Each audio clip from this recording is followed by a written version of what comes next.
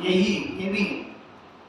نبی کریم صلی اللہ علیہ وسلم نے جاتے وقت بھی یہاں قیام فرمایا، واپسی میں بھی اللہ کے نبی صلی اللہ علیہ وسلم نے یہاں قیام کیا اور پھر مسجد حرام واپس آیا۔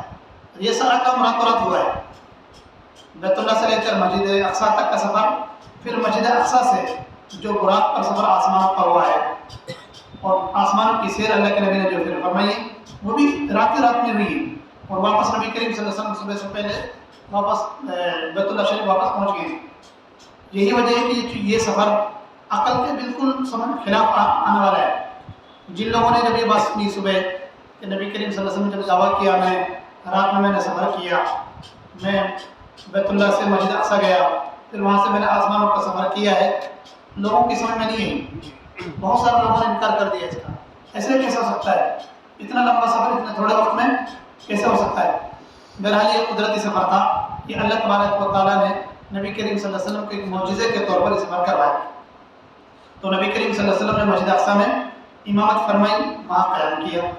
ہمارا دوسرا تعلق یہ بھی ہے، نبی کریم صلی اللہ علیہ وسلم نے یہاں جو براق سواری تھی، جو براق پر سفر جو ہوا ہے، براق کوئی جانور تھا جو کھچر کی شکل کا کوئی جانور تھا، جس کو نبی کریم صلی اللہ علیہ وسلم نے وہاں مسجد اقصیٰ کے قریب میں وہاں باندھے رکھا ہے چٹان پر، وہ بھی جگہ آج موجود ہے۔ دوسرا تعلق ہمارا یہ بھی ہے۔ اسی طریقے سے ہمارا ایک تعلق ان سے انسانیت کا بھی ہے۔ اللہ کے نبی صلی اللہ علیہ وسلم نے حدیث میں ارشاد فرمایا الخلق عیال اللہ، اللہ تعالیٰ فرماتے ہیں حدیث قدسی میں تمام مخلوق اللہ تعالیٰ کا کنبہ ہے، تمام مخلوق اللہ کا کنبہ ہے، پوری مخلوق۔ اس اعتبار سے دیکھا جائے تو پوری انسانیت ایک کنبہ ہے، چاہے وہ کسی بھی مذہب، کسی بھی فرقے، کسی بھی دین پر عمل کرنے والا ہو، انسانیت کے ناطے اور رشتے سے بھی ہمارا ان سے تعلق ہے۔ لیکن اس تعلق کے اعتبار سے تو تمام مذہبوں کے ماننے والے ایک ہی کنبے کے لوگ ہیں۔ دوسرا، اللہ تعالیٰ نے قرآن مجید میں فرمایا انما المؤمنون اخوہ، فلسطین کے جو مسلمان ہیں ان سے ہمارا رشتہ ایمانی رشتہ بھی ہے کہ وہ ہمارے اسلامی اعتبار سے، ایمان کے اعتبار سے ہمارے بھائی ہیں۔ تو فلسطین سے اور مسجد اقصیٰ سے اور وہاں کے مسلمانوں سے ہمارا تعلق ایمانی بھی ہے، جذباتی بھی ہے، اور اس تعلق کو ہمارے دلوں سے کوئی کھٹک نہیں سکتا، اس تعلق کو ہم سے کوئی چھین نہیں سکتا۔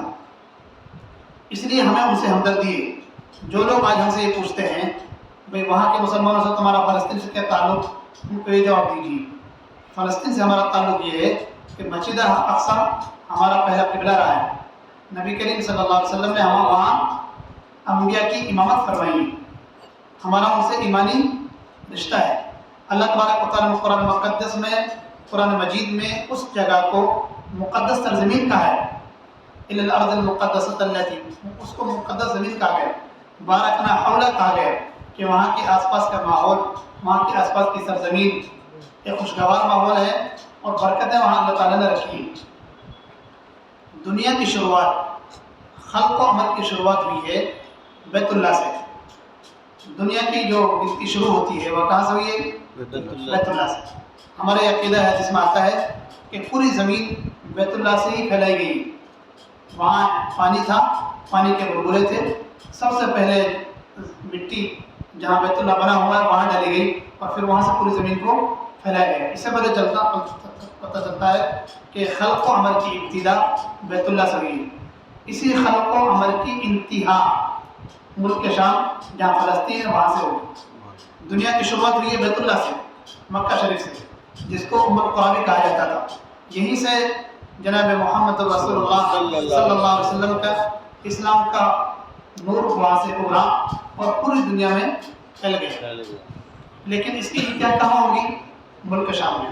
میدان محشر کا جلسہ کہاں لگے گا؟ ملک شام، فلسطین، جو جہاں جھگڑا چل رہا ہے سرزمین پر ہی ہمارا یہ عقیدہ ہے وہیں پر حشر قائم ہوگا، تمام دنیا کے لوگوں کو وہیں پر جمع کیا جائے گا اور وہیں حشر ہوگا، حساب کتاب وہیں ہونا ہے۔